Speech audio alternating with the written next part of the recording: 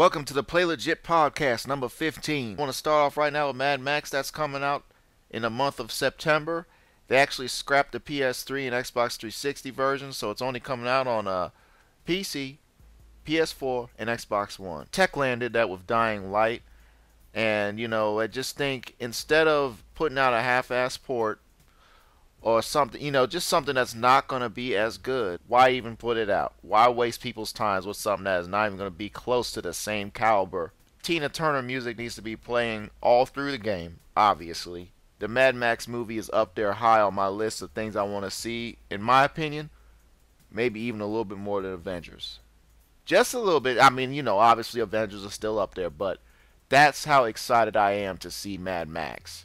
Tom Hardy's going to bring it. I also appreciate the fact that Hollywood wasn't scared, and rebooted it like they do everything else. This is actually a continuation, and I appreciate that. Not everything needs to be rebooted all the time. Step up, man up, and make sequels. Keep the story, push it forward. So I look forward to both versions of Mad Max. The movie for sure, and hopefully the game can capture even an ounce of the magic of the whole film series. Metal Gear Solid 5 The Phantom Pain drops September 15th on pretty much everything minus Nintendo's consoles. So that's PS3, okay, PS4, okay, 360, Xbox One, and PC. The GTA heists were finally locked in. March 10th, it's coming out. 4-player co-op, heist missions, let's do this thing. What else do I need to say? Are you guys looking forward to it like I am? Because I cannot wait for this. Though I enjoy the single player, and that's pretty much what I do, GTA Online, I have a hard time connecting, man. I wait a long time to get to certain games. I'm hoping that the fact that this took so long and it was so heavily delayed, that they're able to work some of the kinks out of that I can just jump right to the heist missions without pulling up a bunch of menus, going through this menu to this menu to this menu. I just want to go right to the heist, because that's just how I like to do things. I think the menu screens are too cumbersome on GTA Online. I think they need to streamline it a little bit more, and obviously the performance connection issues need to be tightened up. So that's just my take on it. I'm still heavily hyped for these heists, and just the fact that it's free. And what else can I say? Let's get this money and let's get it properly. Come on, Rockstar. One of the things I hate the absolute most about new systems is 90% of the time when a new system drops, you have to buy all new peripherals. That's something that I'm not really a fan of.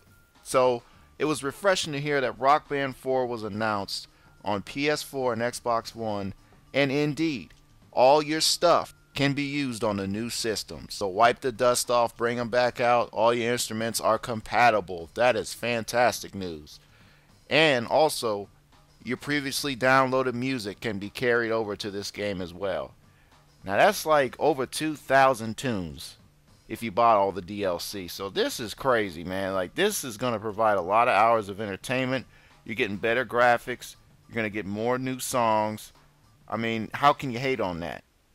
You can't hate on that at all. They're acknowledging the past. They're also giving you something new. Look forward to Rock Band 4. Come on with it, Harmonix. Another great studio closes its doors today. EA's Maxis studio. You know them. They are the ones who made Spore and Sim City. So this is a pretty big blow for those of you who have just basically grown up in the industry playing these type of simulation games. This is just not good for the genre itself. It's bad news, man.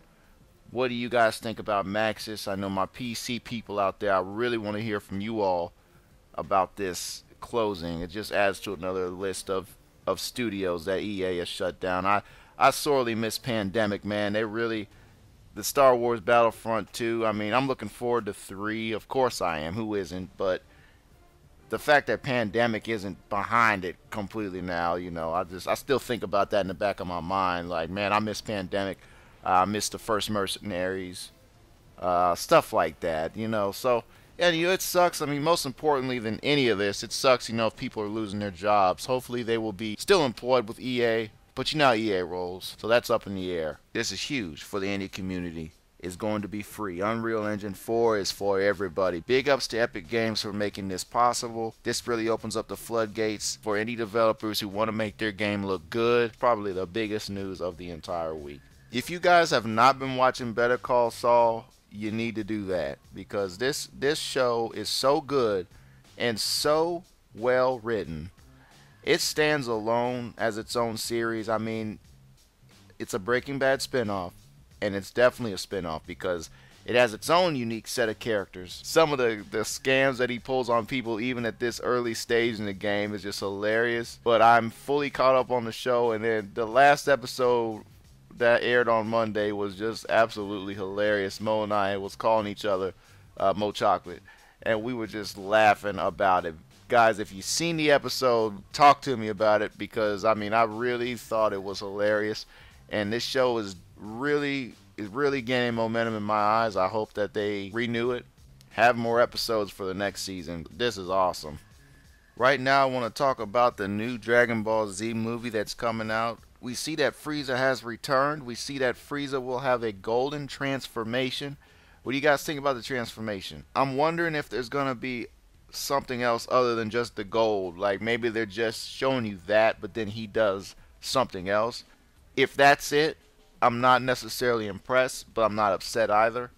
I just expected a little bit more if Frieza's going to come back again, come back with something, you know. I mean, gold, I mean, that's gold, get money, but you know, maybe some type of cosmetic transformation to his face, you know, just something extra. And another thing I want from the movie, Battle of the Gods was great. I really enjoyed it. It was funny. It was a nice standalone film. I'm going to say this new movie should probably have a little bit more seriousness inside of it, because Frieza is not one to be played with.